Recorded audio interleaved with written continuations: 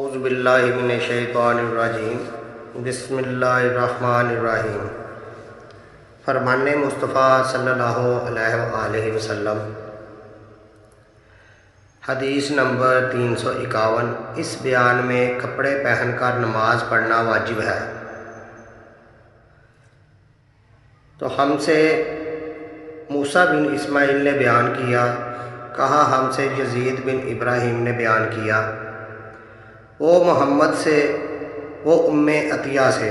انہوں نے فرمایا ہمیں حکم ہوا ہے کہ ہم عیدین کے دن حائضہ اور پردہ نشین عورتوں کو بھی باہر لے کر جائیں تاکہ وہ مسلمانوں کے اجتماع اور ان کی دعاؤں میں شریک ہو سکیں۔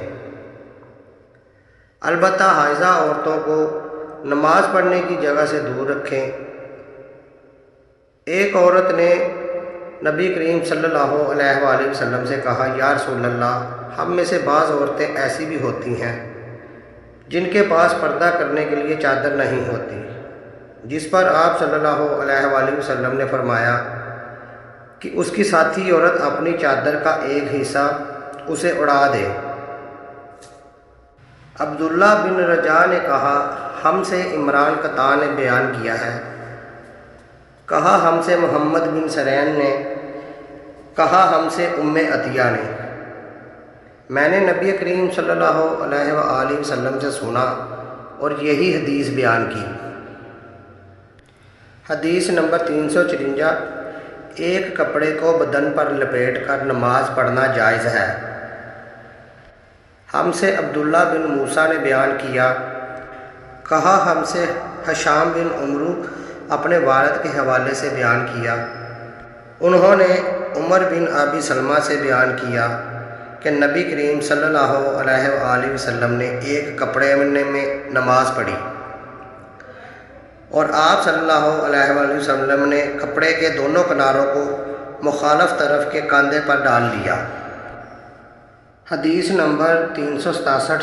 سطر کا بیان جس کو ڈھانکنا چاہیے۔ ہم سے قتیبہ بن سعید نے بیان کیا،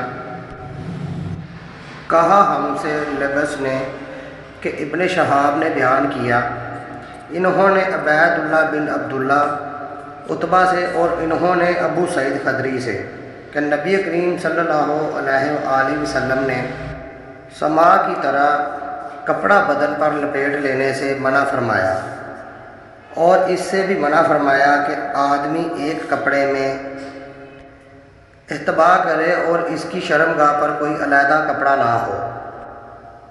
حدیث نمبر 375۔ جس نے ریشم کے کوٹ میں نماز پڑھی اور پھر اسے اتار دیا۔ عبداللہ بن یوسف نے بیان کیا، کہا ہم سے لبس بن سعید نے، یزید بن حبیب نے بیان کیا، انہوں نے ابو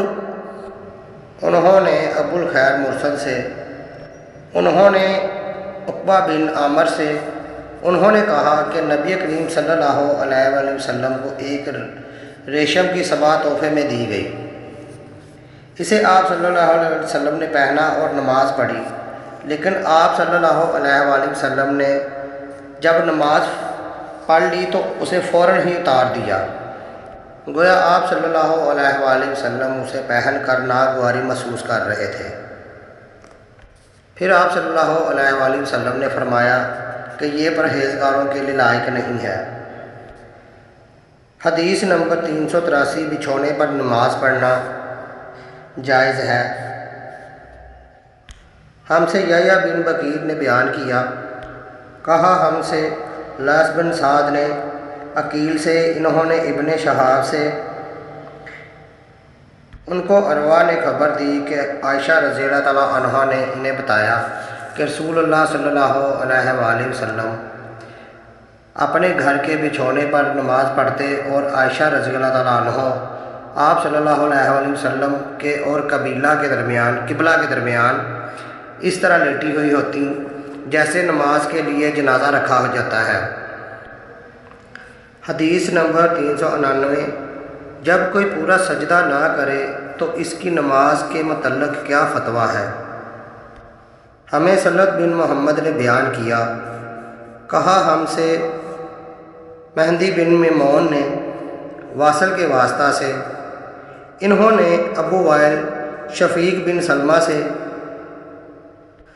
وہ حذیفہ سے کہ انہوں نے ایک شخص کو دیکھا کہ وہ رکوع اور سجدہ پوری طرح نہیں کر رہا تھا۔ جب اس نے اپنی نماز پوری کر لی تو حذیفہ رضی اللہ تعالیٰ عنہ نے فرمایا کہ تم نے نماز پڑھی ہی نہیں ہے۔ ابو وائل نے فرمایا کہ میں خیال کرتا ہوں کہ حذیفہ رضی اللہ تعالیٰ عنہ نے یہ بھی فرمایا کہ اگر تو ایسی نماز مر جاتا تو نبی کریم صلی اللہ علیہ وآلہ وسلم کی سنت پر نہیں مرتا۔ اس لیے میرے ناظرین کرام، نماز کو ہمیشہ آرام سے پڑھیں اور رکوع اور سجدے اچھی طرح سے کریں۔ اللہ تعالی ہم سب کو عمل کی توفیق عطا فرمائے۔ مزید ایسی اسلامک ویڈیو دیکھنے کے لیے چینل کو لائک اور سبسکرائب کریں، اور اگر آپ اس کو فیس بک پر دیکھ رہے ہیں تو فالو ضرور کریں۔ شکریہ، اللہ حافظ۔